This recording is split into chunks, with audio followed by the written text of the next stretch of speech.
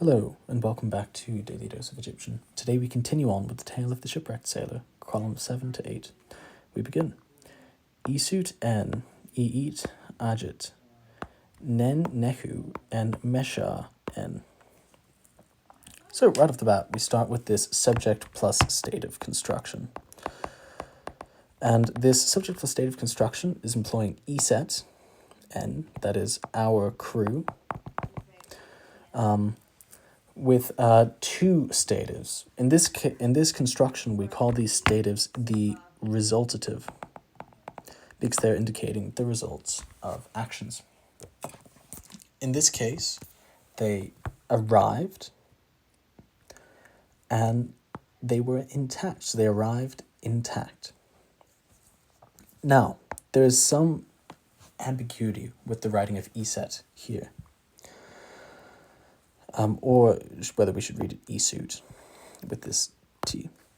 So iset is traditionally considered to be a collective noun.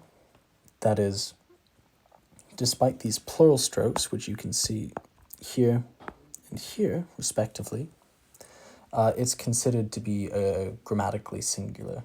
However, this W quail chick throws a wrench in these things. So you can either transcribe as isut, taking this plural as a real thing, or just as iset. Furthermore, this is sign here should normally be written something like this. Forgive my bad hieratic. However, you can see that likely originally something like this was written, which is the aha sign. So it seems the scribe made an error there. He also made an error with this extra ta or cha, which now Alan gives it as a cha, but Blackman gives it as a ta, a very strangely written ta.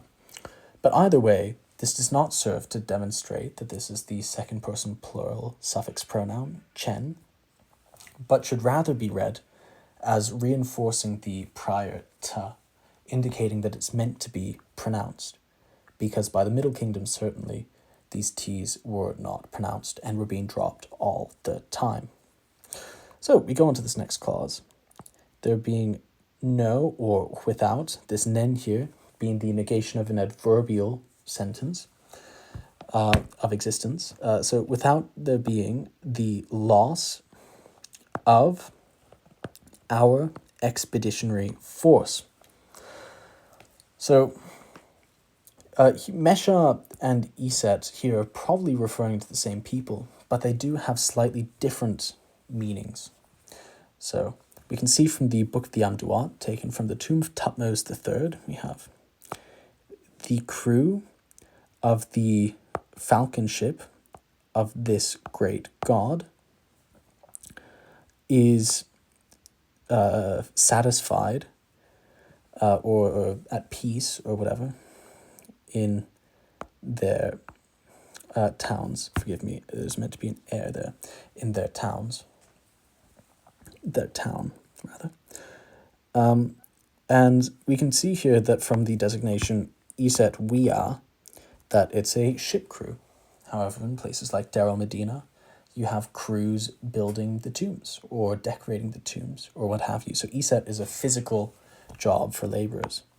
Whereas Mesha, as we can see from the temple inscriptions of Hatshepsut at Dar el-Bahri describing her Punt expedition, we have this expeditionary force of her person, Chemetes, of course, being the feminine equivalent of Chem-F, his person, or his majesty, arrived. Separate here is actually the infinitive. So you could have it, the arriving of this crew of blah, blah, blah. Ajwaja, safe and sound and healthy, to the Mur Palace of Punt. So you can see two very different meanings here. Mesha being the people who go out and do stuff, and the Iset or Isut being the ones who crew and do the manual labor involved. However, here again, they're likely referring to the same people. So it's a bit of play.